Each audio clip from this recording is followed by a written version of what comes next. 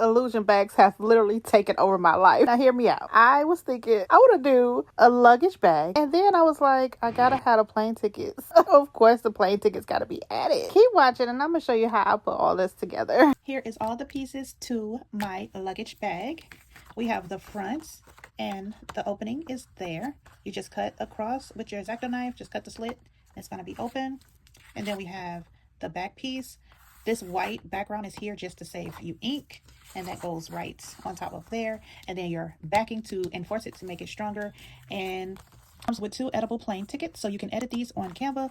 You can change out the words and make it say whatever you want it to say.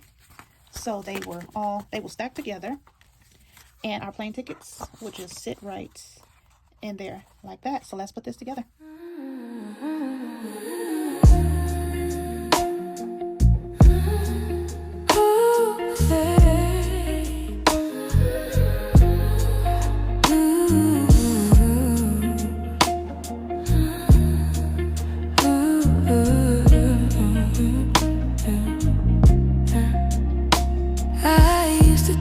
Was makeup, something I had to earn, but it's water in the morning and letting my body learn.